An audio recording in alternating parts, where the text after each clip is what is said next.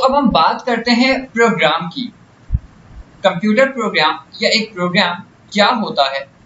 Programme बिल्कुल एक robot की तरह होता है, यानी आप ये समझ लें कि कंप्यूटर प्रोग्राम बिल्कुल एक रोबोट है, एक रोबोट की तरह है, और एक ऐसा रोबोट जिसके पास किसी किस्म का कोई हार्डवेयर नहीं है।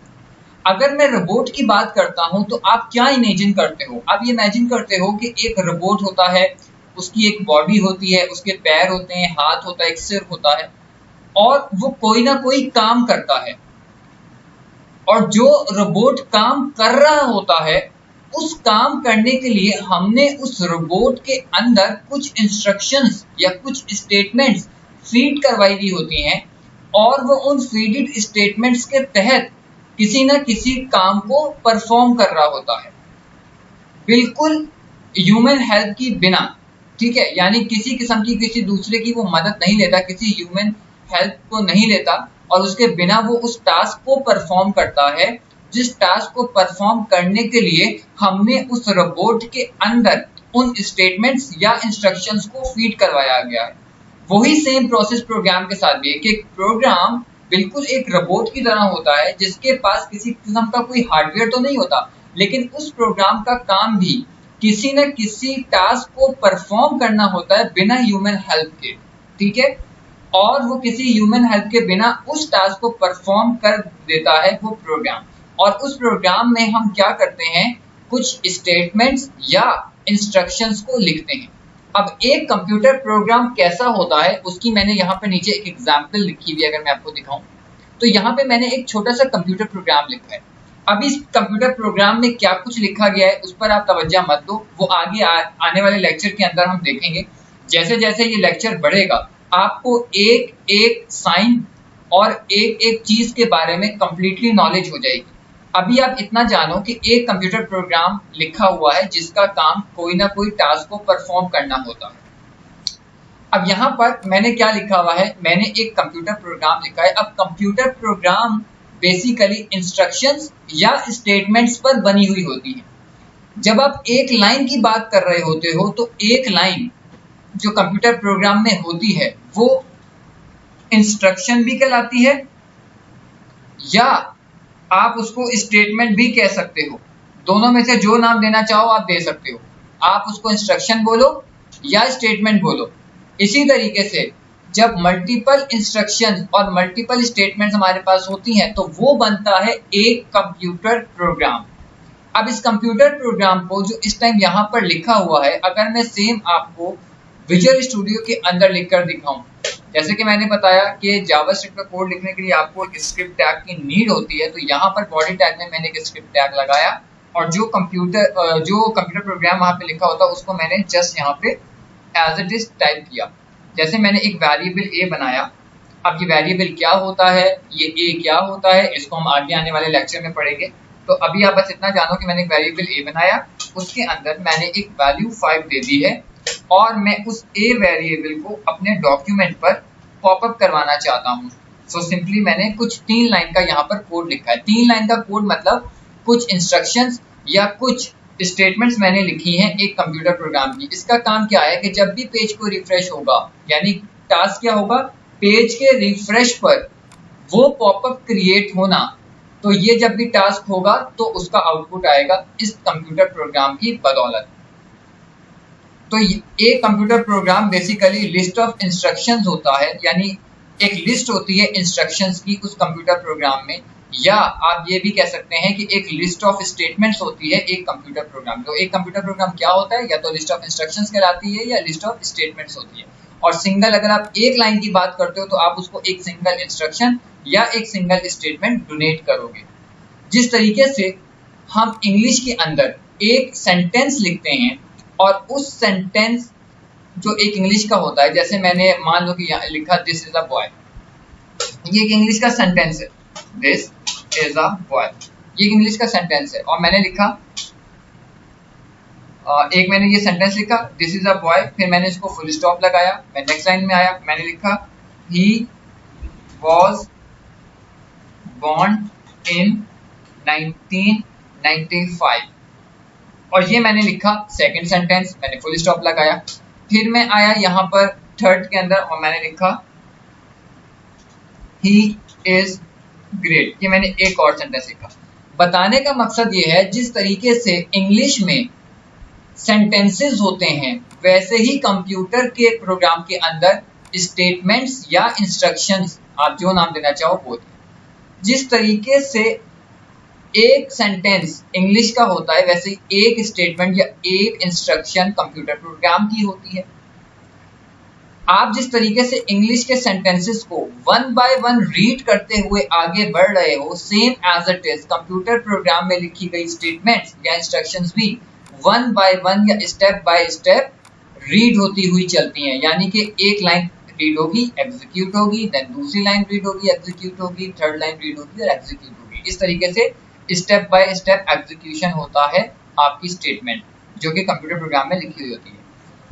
इंग्लिश के सेंटेंसेस जिस तरीके से फुल स्टॉप से बंद होते हैं, यानी एक सेंटेंस की क्लोजिंग एक फुल स्टॉप से होती है, वैसे ही कंप्यूटर प्रोग्राम में लिखी हुई एक स्टेटमेंट या इंस्ट्रक्शन की क्लोजिंग एक सेमीकोलन से होती है।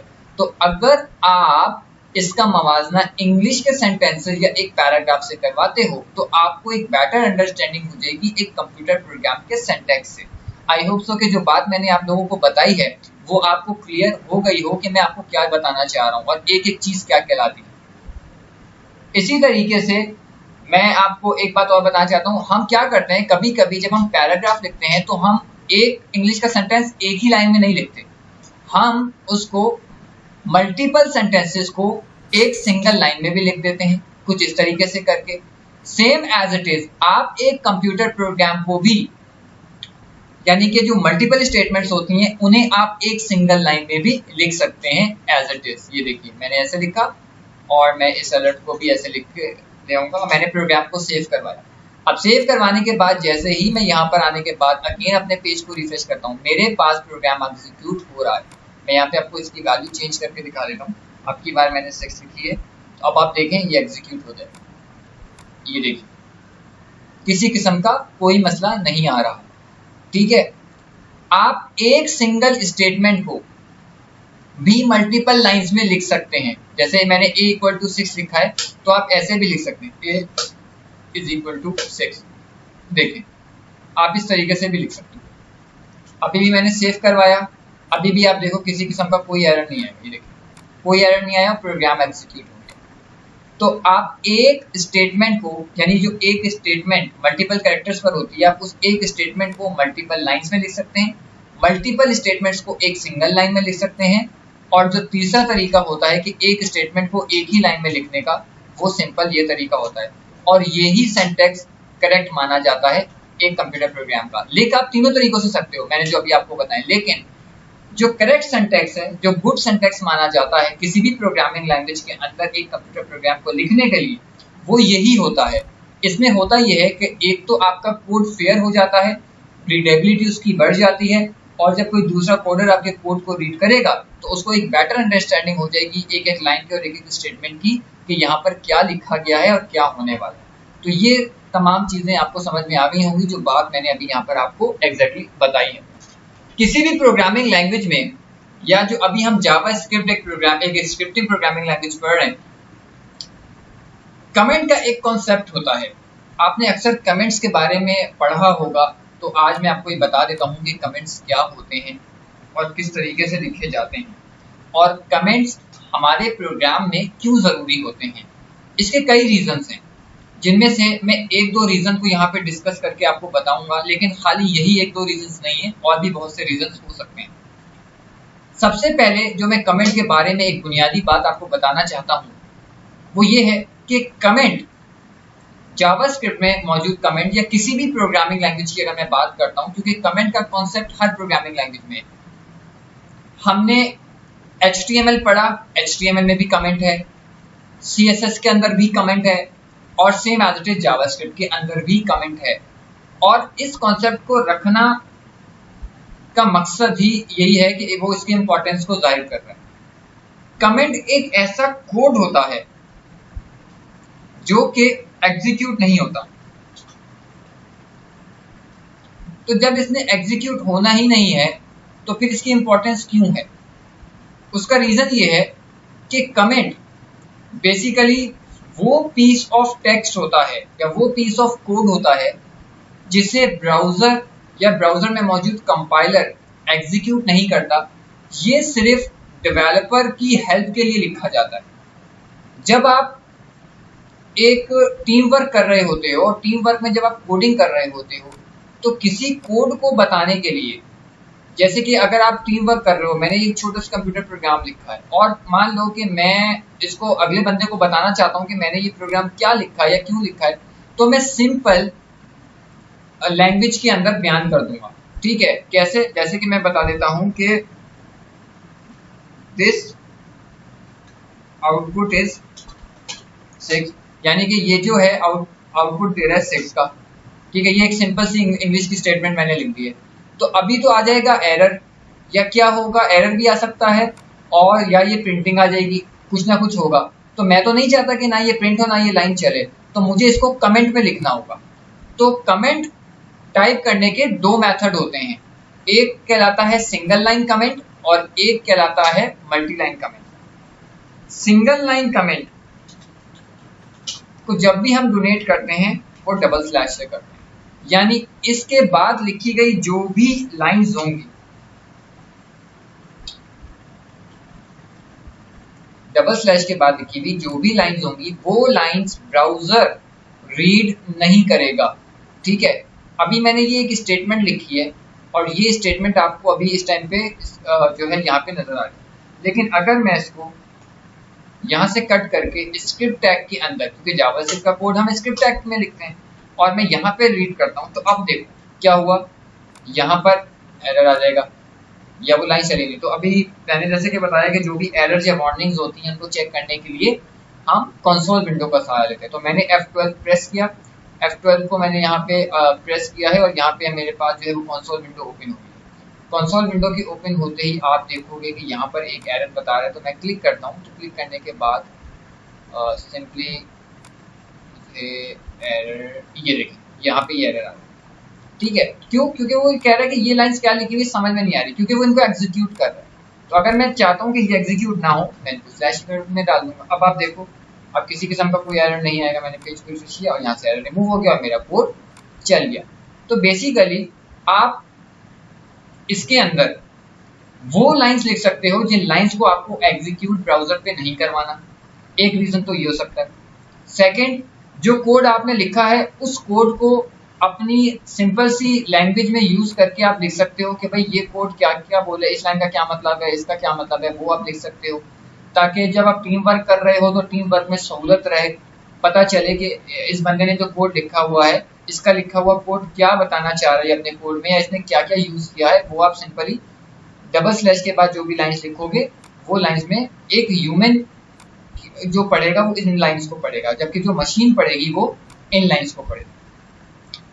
इसी तरीके से अगर आप जो कमेंट्स दे रहे हो, मान लो कि वो मल्टीपल लाइंस में शिफ्ट हो जाती हैं, तो मल्टीपल लाइंस में शिफ्ट करने के लिए हमारे पास जो है कमेंट का दूसरा मेथड यूज होता है, स्लैश स्टैटिक, और जितनी लाइंस को कमेंट करना हो वहां तक आप कमेंट कीजिए, और अगेन स्टैटिक और स्लैश। तो ये होता है मल्टी लाइन कमेंट्स। तो मल्टी लाइन कमेंट्स को हम यूज करते हैं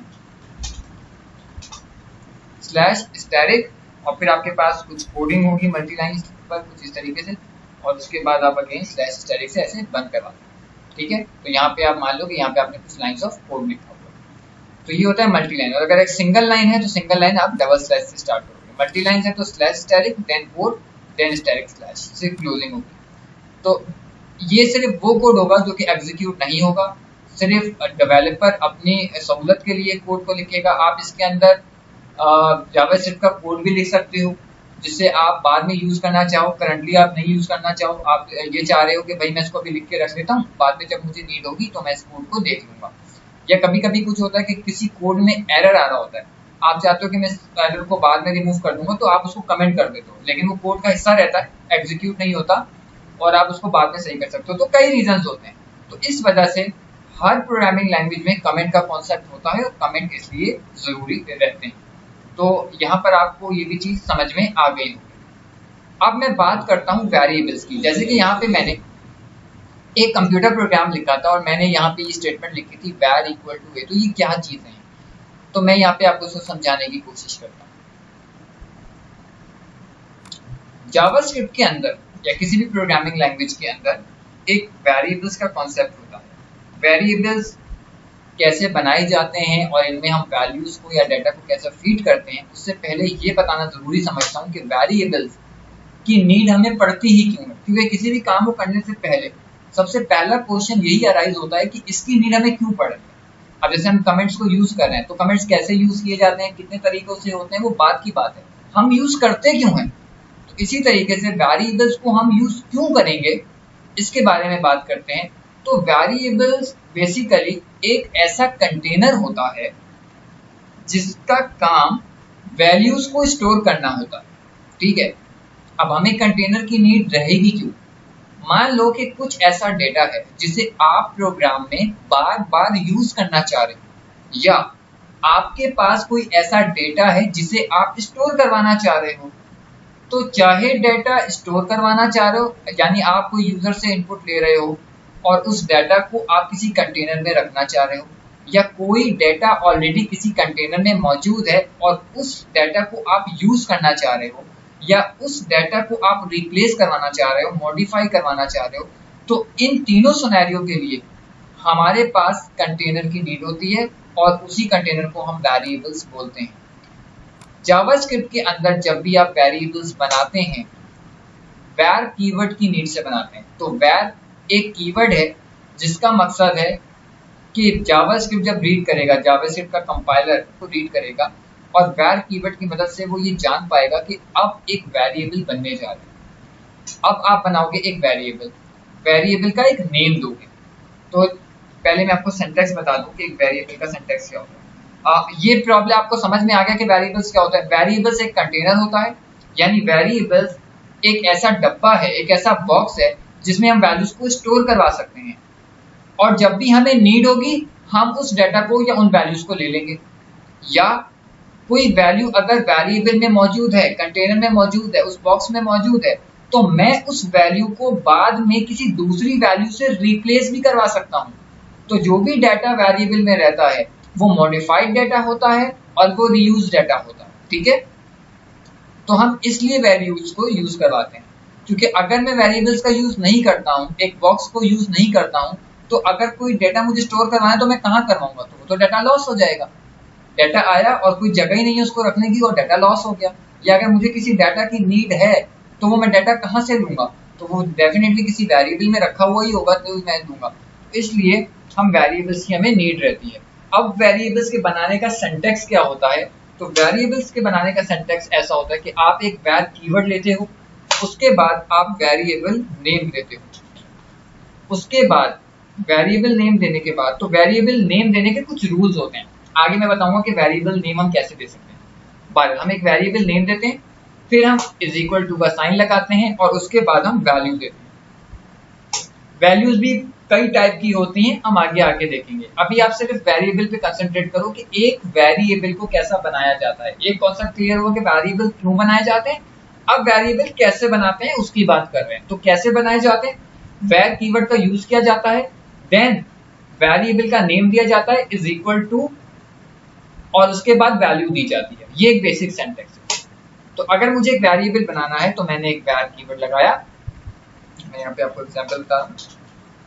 अब वेरिएबल नेम देने के कुछ रूल्स होते हैं। क्या रूल्स हैं,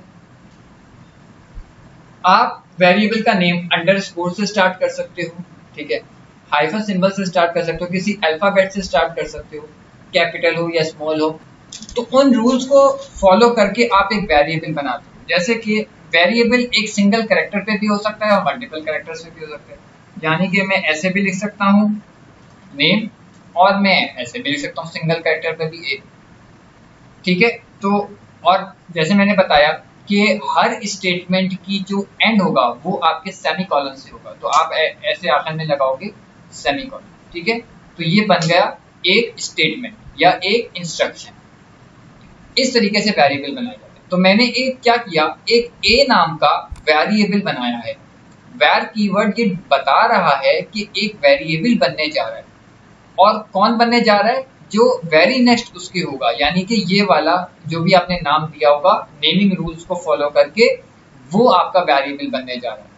अब इस वेरिएबल में मुझे एक वैल्यू को स्टोर करवाना है, तो मैं सिंपली इस ए को अगेन यूज करूंगा और इज इक्वल टू लिखूंगा और मैं लिख दूंगा 5। मैं इसको इस तरीके से भी लिख सकता हूं और चाहूं तो मैं सिंगल लाइन में भी लिख सकता हूं, जैसे कि मैंने यहाँ पे इज इक्वल टू लिखा और मैंने लिखा 5।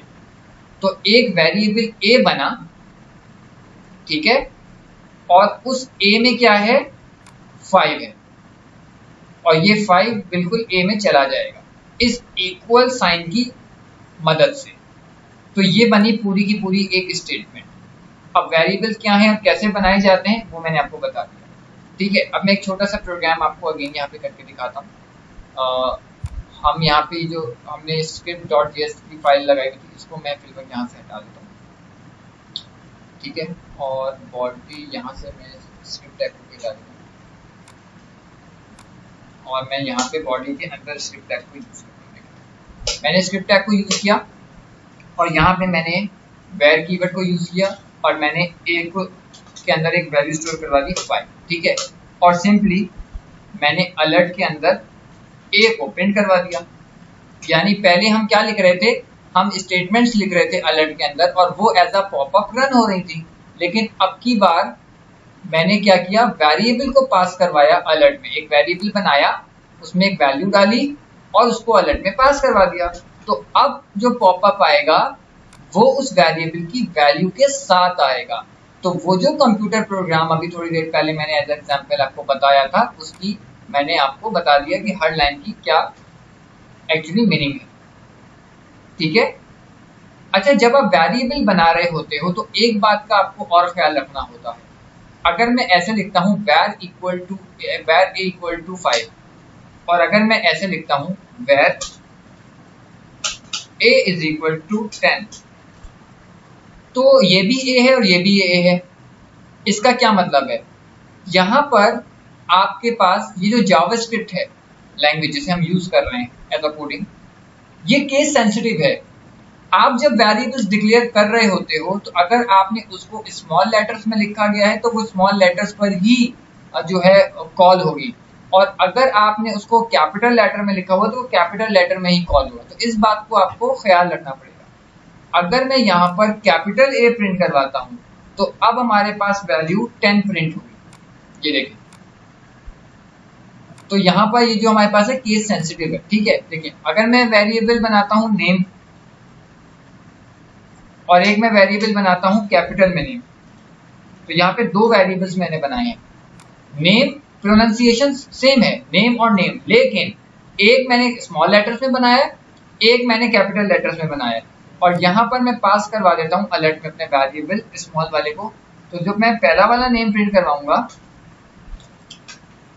उसके अंदर जो है 5 की प्रिंटिंग होगी, ये देखिए। और अगर मैं यहाँ पे कैपिटल प्रिंट करवाता हूँ तो उसमें हमारे पास कैपिटल प्रिंटिंग होगी, ये देखिए, इस तरीके से। तो वेरिएबल्स आप इस तरीके से बना सकते हो।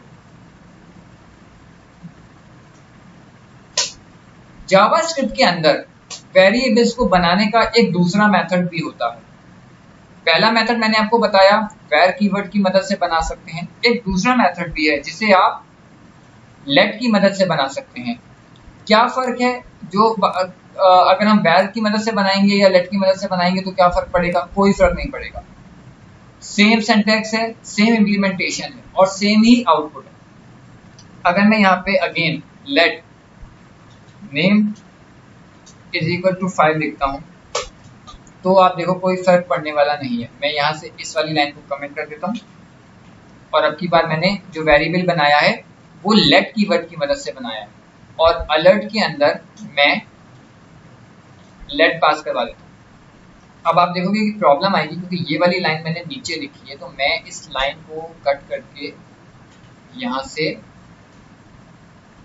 अलर्ट के ऊपर लिख देता हूँ यहाँ पर, और मैंने सेव करवाया। सॉरी, यहाँ पे मुझे नेम लिखना था और मैंने यहाँ पे क्या किया, नेम वेरिएबल को पास करवा दिया। अब ये वाला जो नेम है, ये वेरिएबल नेम let की मदद से बना गया। पहले var कीवर्ड की मदद से बना था, अब let कीवर्ड की मदद से बना। आप आउटपुट पे देखो कोई फर्क नहीं पड़ेगा, अभी भी 5 प्रिंट हो रहा है। तो चाहे आप var कीवर्ड की मदद से बनाओ या चाहे आप let कीवर्ड की मदद से बनाओ, आपके पास कोई प्रॉब्लम नहीं है। तो इन दोनों में फर्क क्या है? फर्क ये है कि जो वेरिएबल्स var कीवर्ड की मदद से बनते थे वो बेसिकली पुराने जो आपके एडिशन थे उन पर था। ES6 में जो कि छठा एडिशन है ECMA 262 का, उसके अंदर वेरिएबल बनाने का नया सिंटैक्स लागू हुआ है जो कि लेट कीवर्ड की मदद से, बस यही फर्क है। तो चाहे आप var की मदद से बनाओ या लेट की मदद से बनाओ, कोई फर्क पड़ने वाला नहीं है। एक वेरिएबल बनाने का तरीका और भी है और वो होता है कॉन्स्ट। कॉन्स्ट मतलब कांस्टेंट।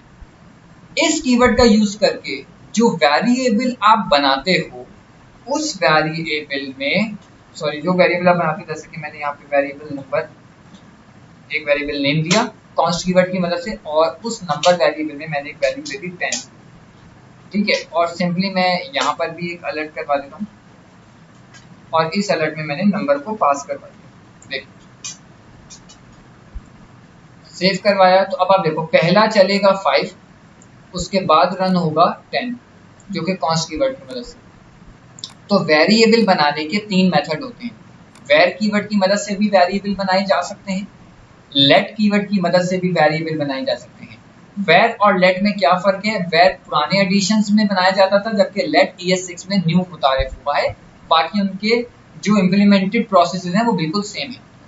लेकिन कॉन्स्ट कीवर्ड जो है उससे बनाया गया जो वेरिएबल होता है उसमें रखी गई वैल्यू को आप चेंज नहीं कर सकते, जबकि लेट या var में मौजूद वैल्यू को आप चेंज कर सकते हो। कैसे, मैं आपको बताता हूँ।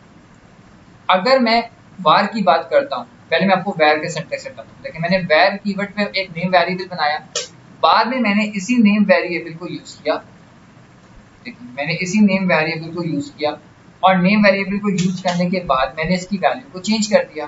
पहले मैंने 10 लिखी थी, बाद में मैंने 11 लिखी, और अभी मैं इन लाइंस को कमेंट कर देता हूँ ताकि ये एग्जीक्यूट ना हो, क्योंकि मैं अभी आपको ऊपर वाली लाइन समझा रहा हूँ। और मैं अलर्ट के अंदर नेम वेरिएबल को पास करवा देता हूँ। ये देखो तो क्या होगा, एक var कीवर्ड बनेगा नेम वर्ड से, मतलब नेम नाम से एक वेरिएबल बनेगा जिसमें एक वैल्यू होगी 10। ये लाइन एग्जीक्यूट होगी। नेक्स्ट लाइन में वो जो नेम वेरिएबल बनाया गया है उसमें पहले 10 वैल्यू थी, बाद में 11 हो जाएगी और हमें 11 की सूरत में यहाँ पर पॉपअप आएगा। ये देखिए ऐसा ही हुआ। अगर यही काम मैं लेट की मदद से करूं, आप देखो कोई प्रॉब्लम नहीं आएगा। ये देखें मैंने लेट कीवर्ड की मदद से एक वेरिएबल बनाया नेम, उसमें एक वैल्यू दी, वैल्यू को चेंज किया और सेम आउटपुट 11। लेकिन अगर यही प्रोसेस मैं कॉन्स्ट कीवर्ड की मदद से करता हूँ, कॉन्स्ट कीवर्ड भी ES6 में ही आया है और इसमें प्रॉब्लम आ जाएगा। अब जो इसमें प्रॉब्लम आया वो हमें कहाँ दिखेगा? कंसोल विंडो में। मैंने F12 किया ब्राउजर में जाने के बाद और कंसोल विंडो यहाँ से ओपन हुआ, एरर पे क्लिक किया और यहाँ पे देखें एरर आया, असाइनमेंट टू कांस्टेंट वेरिएबल। यानी आप एक वैल्यू असाइन कर रहे हो। आप जब एक बार कॉन्स्ट कीवर्ड की मदद से बनाए गए वेरिएबल में वैल्यू दे देते हो तो दोबारा उस वेरिएबल की वैल्यू को चेंज नहीं कर सकते। ये प्रोहिबिटेड है कॉन्स्ट कीवर्ड के अंदर, जबकि लेट में ऐसा या var में ऐसा नहीं। बस इतना ही फर्क है कॉन्स्ट में, लेट में और var में। तो तीनों में क्या फर्क है और तीनों को हमें कैसे यूज करना है वो मैंने आपको बता दिया। तो ऐसी वैल्यूज या ऐसा डाटा जिसे आपने मॉडिफाई ना करना हो, कांस्टेंट रखना हो, उसे आप कॉन्स्ट कीवर्ड में रख लें, मतलब कॉन्स्ट कीवर्ड का यूज करके वेरिएबल में रख लें। और जिन वेरिएबल्स की वैल्यू को आप मॉडिफाई करना चाहते हो, रिप्लेस करना चाहते हो, यूज करना चाहते हो, उनको आप लेट और var में की मदद बनाए गए वेरिएबल में रख सकते हो। तो अब मैं आपको थोड़ी बहुत एग्जांपल्स करवा देता हूँ मजीद, ताकि आपको क्लियर अंडरस्टैंडिंग हो जाए। ठीक है, तो यहाँ से मैं इस कोड को थोड़ा सा रिमूव कर देता हूँ। अब देखें एक एग्जांपल करते हैं। जैसे मैंने लेट कीवर्ड की मदद से एक वेरिएबल x बनाया और उसमें मैंने एक वैल्यू दे दी 5। ठीक है, अगेन मैंने एक वेरिएबल बनाया लेट कीवर्ड की मदद से या var कीवर्ड की मदद से और एक वेरिएबल बनाया y और इसको भी मैंने एक वैल्यू दे दी 10। और मैं क्या चाहता हूं, मैं ये चाहता हूं कि मैं x और y की वैल्यू को ऐड करके एक न्यू वेरिएबल में रखना चाहता हूं, और वो जो न्यू वेरिएबल होगा वो एक कांस्टेंट वैल्यू के साथ होगा। तो आप ऐसे लिख सकते हो कॉन्स्ट z, यानी अब जो z में वैल्यू आएगी वो चेंज में नहीं करना चाहता, लेकिन x और y की वैल्यू चेंज हो सकती है। तो यहां पर मैं लिख देता हूं सिंपल x प्लस y, ये देखिए, और सिंपली मैं अलर्ट करवाता हूं, और अलर्ट में मैं z को पास करवा देता हूं। मैंने सेव करवाया, और अब आप देखें आपके पास यहाँ पे वैल्यू आ जाएगी 15। क्लियर? तो इस तरीके से हम कंप्यूटर प्रोग्राम बनाते हैं। ठीक है, अब आपको मैं एक बात और बताऊं, जिस तरीके से हमने दो वेरिएबल्स यहाँ पर बनाए हैं एक अलग अलग लाइन में, और वो दोनों ही लेट कीवर्ड की मदद से बनाए गए हैं, तो आप इन दोनों को सिंगल लाइन में भी लिख सकते हो। कैसे? मैं इसको कमेंट कर देता हूँ मल्टी लाइन कमेंट्स का यूज करके, और मैं इसको ऐसे भी लिख सकता हूँ, लेट x इक्वल टू 5, उसके बाद मैं लगाऊंगा कॉमा, क्योंकि अगर मैं लगा देता हूँ सेमी कॉलन तो ये बन गई एक स्टेटमेंट, लेकिन अगर मैं कॉमा लगाता हूँ तो ये अभी स्टेटमेंट जारी है। और अगेन मैं लिख देता हूँ y इक्वल टू 10, या मैं लिख देता हूँ y इक्वल टू 20 और सेमी कॉलन। तो ऐसा भी पॉसिबल है, यानी जो ऊपर वाली जो दो लाइंस लिखी हैं उसको जो मैंने यहाँ पे नीचे करके आपको दिखाया है, आप ऐसे भी लिख सकते हो। ठीक है, तो ये वर्किंग ऐसे भी हो सकती है। तो अब आप देख लो 25 आपके पास आंसर आ जाएगा।